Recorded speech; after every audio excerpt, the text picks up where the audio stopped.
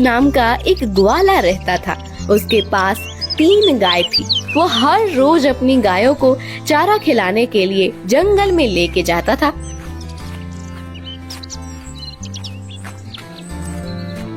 उसकी 2 छोटी जुड़वा बेटी थी जो अभी चलना भी नहीं सीखी थी। वो दोनों बिल्कुल एक समान दिखती थी। उसके माता पिता और गायों के सिवा कोई भी उन्हें पहचान नहीं सकते थे कि कौन सीता है और कौन गीता है। ज्योति को उससे 2 बेटियां थी। वो चुभता था और वो अमरीश के साथ हमेशा झगड़ती रहती थी। भगवान ने हमें 2 बेटियां दी, इसकी जगह 2 बेटे दिए होते। मुझे बेटियां बिल्कुल पसंद नहीं है। आप ही संभालना अपनी बेटियों को। हाँ? क्यों बेचारी नन्ही जान को कोसती रहती हो पूरा दिन? इन बिचारियों ने तुम्हारा क्या बिगाड़ा है? बिगाड़ा है?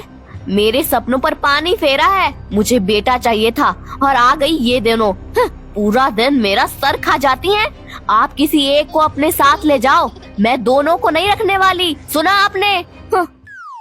एक दिन अमरीश की पत्नी को उसके बीमार पिता की खबर पूछने उसके मायके जाना था।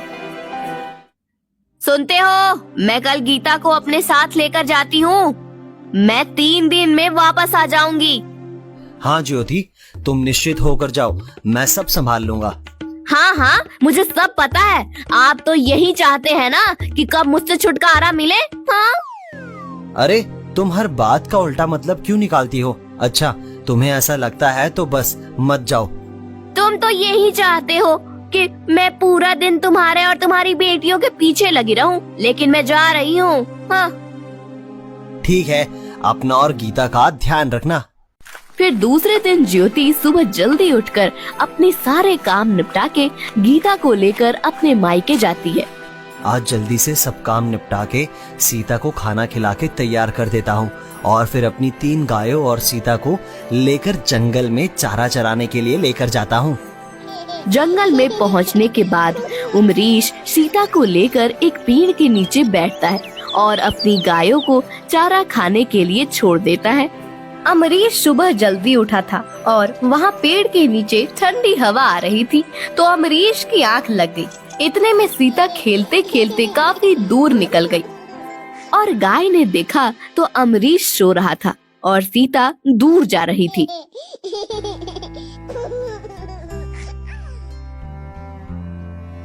सुनो बहनों, चलो जल्दी हम सब सीता के पास जाते हैं, वरना ये जंगल में कोई उसे नुकसान पहुंचा सकता है। गौरी और दूसरी गाय सीता के पीछे गए।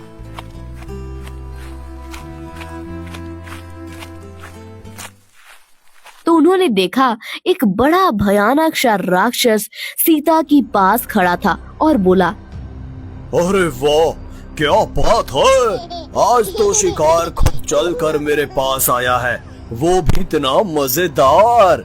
बहुत दिनों के बाद किसी इंसान का भोजन करने को मिलेगा, लेकिन पहले उसे मेरी गुफा में लेकर चलता हूँ।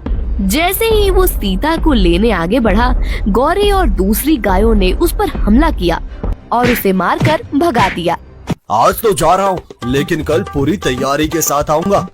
दूसरे दिन भी वो सीता को उठाने की कोशिश करता है, लेकिन इस बार भी वो नाकामयाब होता है और भागते भागते बोलता है, अरे बस कर मेरी माँ, कितना मारोगी? मुझे चलने लायक तो रखो। मेरी सब हड्डी पसली एक कर दी तुम सब ने मिलकर। ठहरो, अभी और प्रसाद खिलाते हैं तुम्हें। रुक जाओ, भागते हो कहाँ? अभी कहाँ पूरे पेट भर के खाया है। सभी गाय हंसने लगी। मुझे छोड़ दो, मैं फिर कभी यहाँ वापस नहीं आऊंगा। और अगर फिर वापस आया तो हम तुझे जिंदा वापस नहीं जाने देंगे। राक्षस दुम दबा के वहाँ से भाग गया। तुम्हें अब ज्यादा सावधान रहने की जरूरत है। और फिर सब घर वापस चले गए।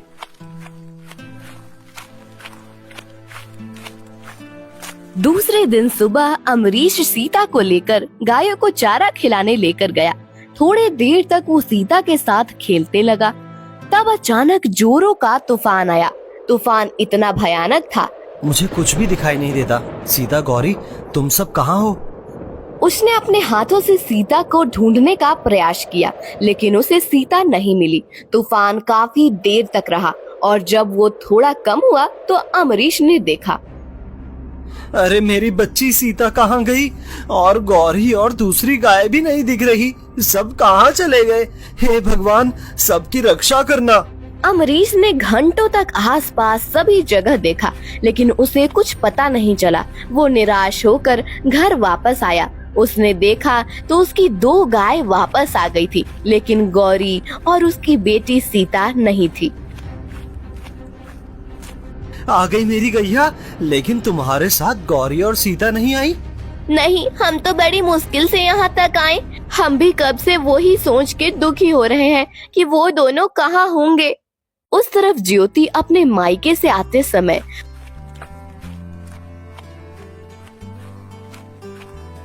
उसके मन में विचार आया कि क्यों ना मैं गीता को जंगल में ही छोड़ दूं। तो एक बार तो वो गीता को छोड़कर थोड़े दूर चल पड़ी, लेकिन फिर उसके मन में कुछ विचार आया और वो गीता को लेकर वापस घर की ओर चल पड़ी। घर आके उसने देखा तो अमरीश रो रहा था। उसने पूछा, हाँ, आप कुछ बताते क्यों नहीं और इतना रोते क्यों हो? जल्दी बताइए क्या हुआ। अमरीश रोते हुए ज्योति को सब बताता है।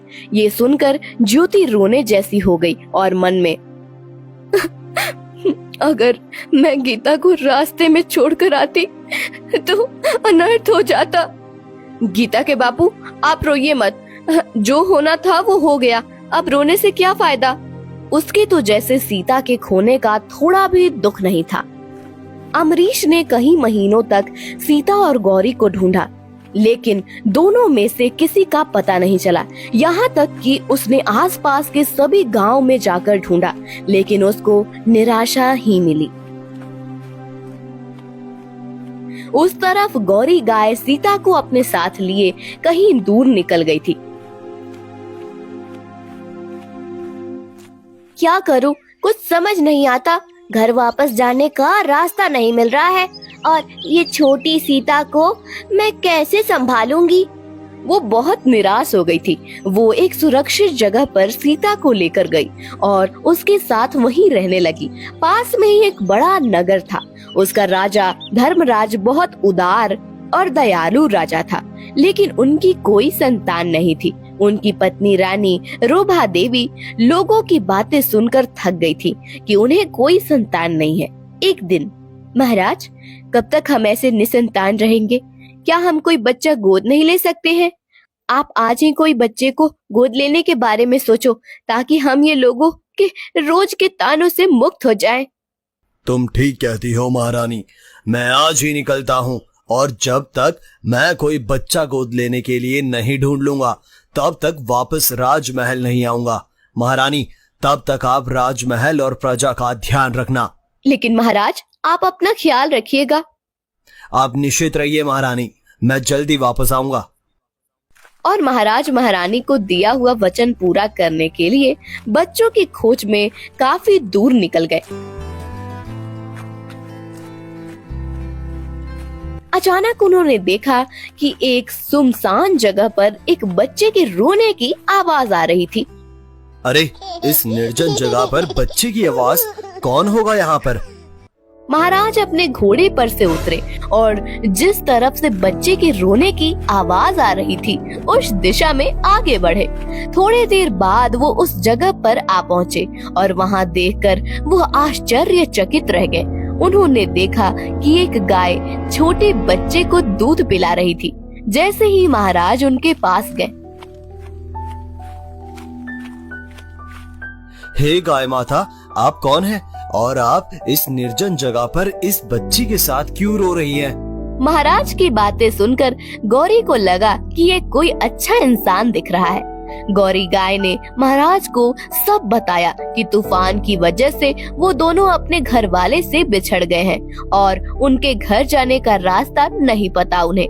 फिर उसने महाराज से पूछा, लेकिन आप कौन हो? महाराज ने गौरी को अपने बारे में सब बताया और फिर बोले, गाय माता, अगर आप स्वीकृति दो तो मैं इस बच्ची और आपको अपने साथ अपने राजमहल ले जाना चाहता हूँ। मैं इस बच्ची को मेरी पुत्री की तरह रखूंगा और इसे राजकुमारी बनाऊंगा। मैं आपको भी उसके साथ अपने महल में पूरे सम्मान के साथ रखूंगा। ये सुनकर गौरी गाय की आंखों में खुशी के आंसू आ गए और वो बोली, महाराज, आज भगवान ने ही आपको हमारे पास भेजा है, वरना मैं इस बच्चे को कितने दिन तक संभाल सकती। मुझे आपका फैसला मंजूर है। महाराज तो जैसे खुशी से पागल हो गए और सीता को अपनी गोद में ले लिया। फिर गौरी और सीता को अपने राजमहल में ले गए।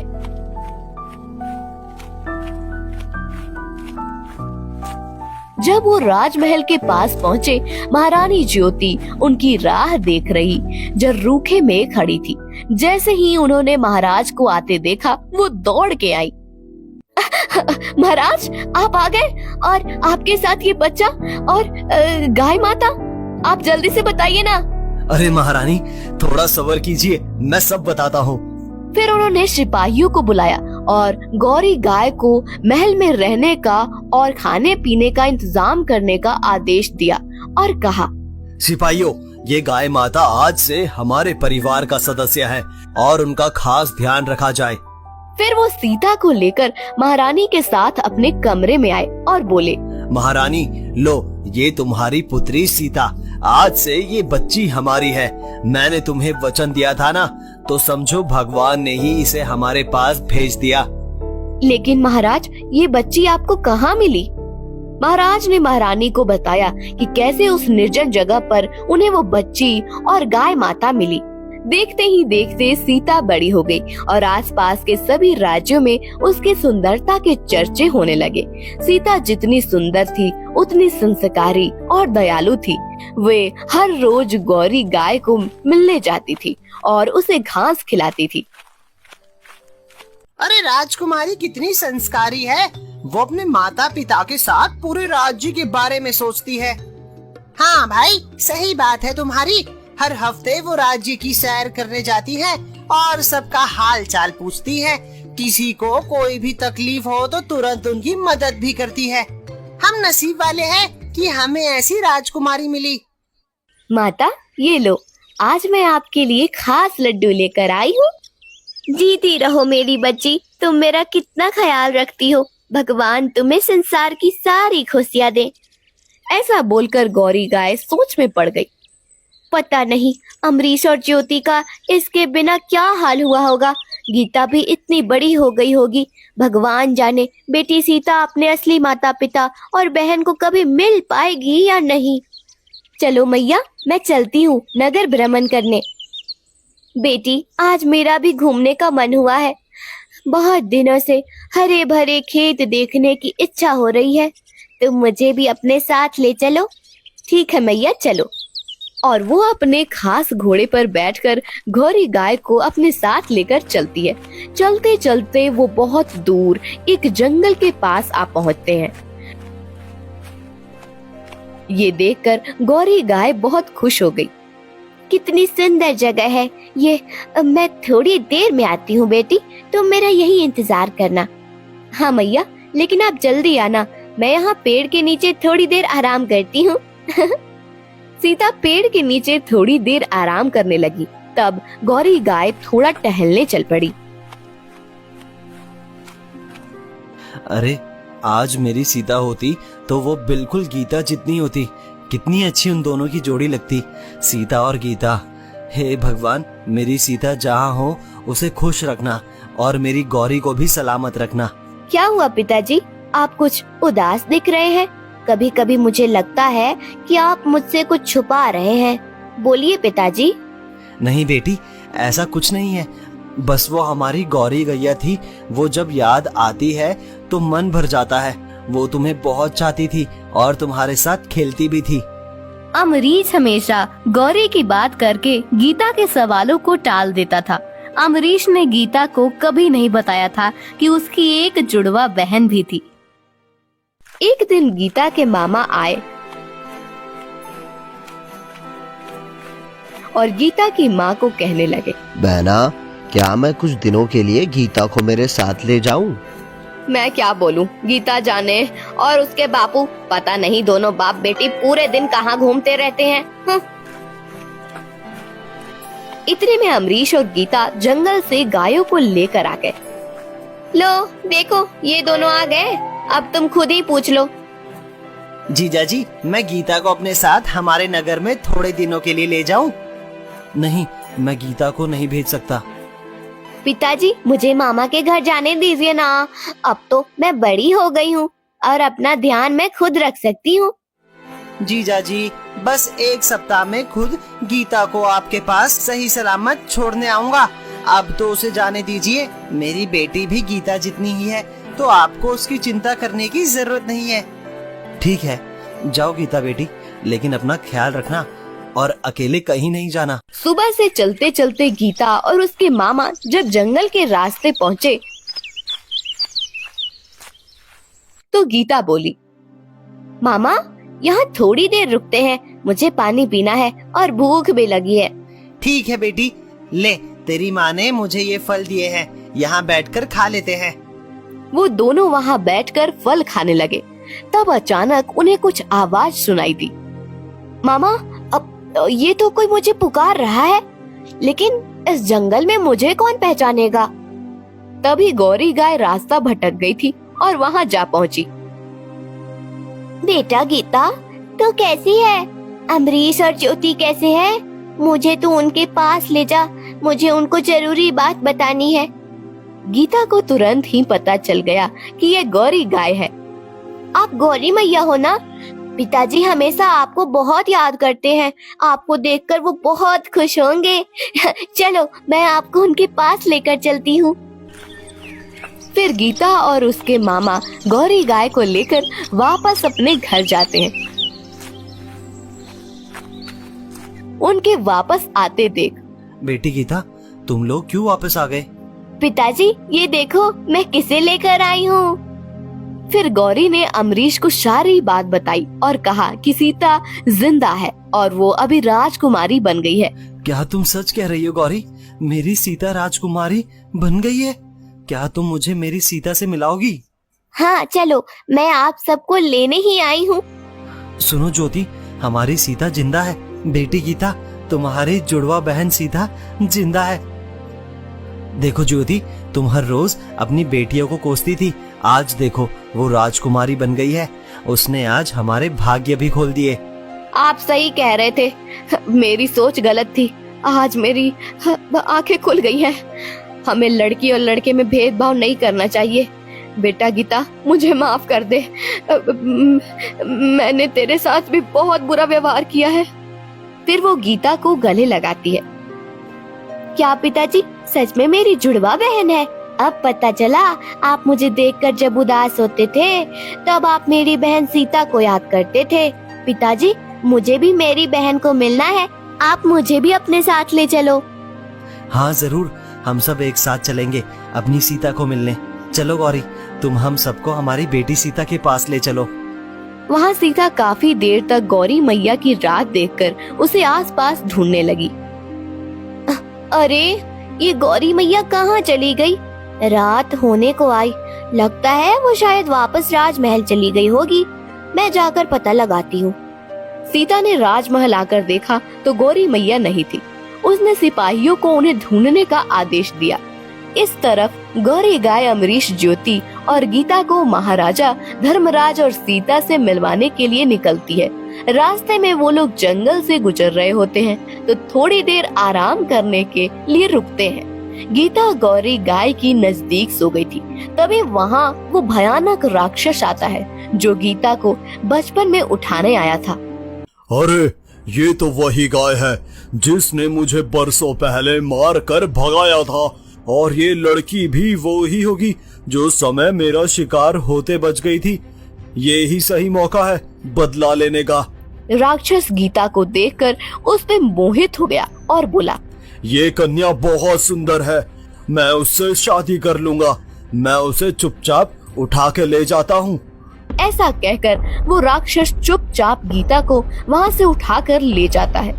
थोड़े दूर जाने के बाद गीता की आंख खुली तो वो राक्षस को देखकर बहुत डर जाती है और जोरों से बचाओ बचाओ चिल्लाने लगती है। तभी एक राजकुमार वहाँ से जा रहा था।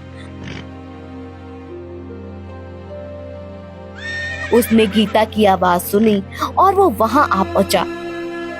बचाओ, मेरी मदद करो, मुझे इस राक्षस से छुड़ाइए।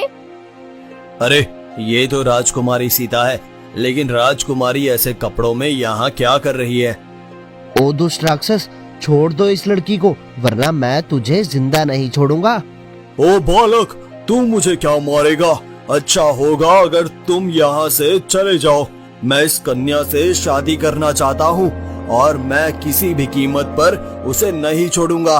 फिर राजकुमार और राक्षस के बीच भयानक युद्ध होता है। वो राक्षस राजकुमार को मारने जा रहा था, तब पीछे से अचानक एक तीर आया और राक्षस को वहीं पर ढेर कर दिया। राजकुमार ने देखा तो राजकुमारी सीता ने उसकी जान बचाई। उसका सर जैसे चकरा रहा था। थोड़ी देर गीता तो थोड़ी देर सीता के सामने स्तंभ होकर देख रहा था। सीता और गीता की नजर एक दूसरे पर पड़ी और वो दोनों भी एक दूसरे को देखते ही रह गए। फिर गीता दौड़कर सीता को लिपट गई। मेरी बहन सीता, आज तुम्हें देखकर मुझे इतनी खुशी हो रही है कि मैं उसे बयान नहीं कर सकती। मुझे गौरी मैया ने सब बताया तुम्हारे बारे में। ये तुम क्या कह रही हो? मुझे तो यकीन ही नहीं हो रहा है कि मेरा भी जुड़वा बहन है। इतने देर में अमरीश, ज्योति और गौरी गाय गीता को ढूंढते हुए वहां आ पहुँचे। गीता, तुम ठीक हो ना मेरी बच्ची? हाँ पिताजी, मैं ठीक हूँ। और ये देखो हमारी सीता, उसने इस दुष्ट राक्षस को मार दिया। सीता बेटी, मेरी बच्ची, भगवान का लाख लाख धन्यवाद कि तुम सही सलामत हो। लेकिन मेरे माता पिता ने कभी भी मुझे ये बात नहीं बताई। सीता बेटा, चलो हम सब राजमहल चलते हैं और वहीं पर सारी बात करते हैं। फिर वो सभी लोग राजमहल जाते हैं। राजमहल में सीता और गीता एक साथ आगे चलते हैं तो सब लोग इन्हें देखकर हैरान हो जाते हैं। अरे देखो, ये राजकुमारी सीता के साथ उनकी हमशक्ल कौन है और ये सब लोग कौन है? मुझे भी ये सब सपने जैसा लग रहा है। राजकुमारी ने सिपाही को इशारों से सबको अंदर आने देने के लिए बोला। जैसे ही सब लोग महाराज के दरबार में पहुंचते हैं, सब लोग सीता और गीता को देखकर हैरान हो जाते हैं। बेटी सीता, ये तुम्हारे साथ कौन है? महाराज, ये सीता की जुड़वा बहन गीता है और ये उनके माता पिता हैं। महाराज और महारानी पहले तो ये सोच के दुखी हो जाते हैं कि वो कहीं सीता को वापस ना ले जाएं, लेकिन बाद में महाराज उनके स्वागत के लिए जाते हैं और अमरीश को गले लगाते हुए। महाशय, मैं आपका धन्यवाद करता हूँ और आपसे माफी भी मांगता हूँ। हमने आपको ढूंढने की बहुत कोशिश की, लेकिन जब आप नहीं मिले तो सीता को हमारी बेटी बनाकर हमारे साथ रखा। आप गौरी मैया से पूछ सकते हैं। महाराज, आप मुझे शर्मिंदा कर रहे हैं। भला मैं आप पर शक कैसे कर सकता हूँ? आपने तो इतना नेक कार्य किया है। मुझे गौरी ने सब बताया। मैं आपका जितना धन्यवाद करूँ इतना कम है। पिताजी, मैं आपसे नाराज हूँ। आपने कभी मुझे ये सब बातें नहीं बताई। बेटा, मैं तुम्हें सब बताने वाला था, लेकिन गौरी मैया ने कहा कि जब सही वक्त आएगा तब हम तुम्हें सब बता देंगे।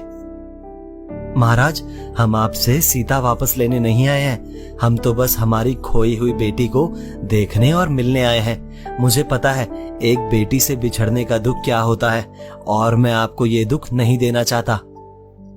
बाबूजी, आप कितने अच्छे हो। मैं बहुत भाग्यशाली हूँ कि मुझे आप दोनों जैसे पिता मिले जो अपनी बेटी को इतना प्यार करते हैं। पिताजी, क्या हम इन सबको अपने महल में रहने दे तो कितना अच्छा होगा। मुझे मेरी बहन और माता पिता से अलग भी नहीं होना पड़ेगा और आपको भी दूसरी बेटी मिल जाएगी। महाराज और सब लोग हंसने लगे और महाराज ने सीता और गीता को अपने गले लगाकर बोला, आज मैं पूरे राज्य में ये घोषणा करता हूँ कि अब मेरी एक नहीं 2 बेटियां हैं और दोनों बेटी सीता और गीता का ब्याह मैं धूमधाम से करूंगा।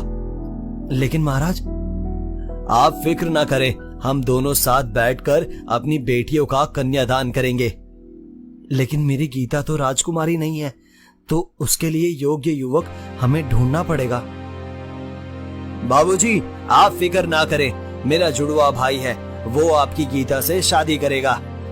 अमरीश, ज्योति और गीता को तो ये सब एक सपना जैसा लग रहा था। गीता, हम दोनों बचपन में एक दूसरे से बिछड़ गए। हमारा बचपन एक साथ नहीं गुजरा, लेकिन अब शादी एक घर में ही करेंगे। हाँ बेटी, सीता सही कह रही है।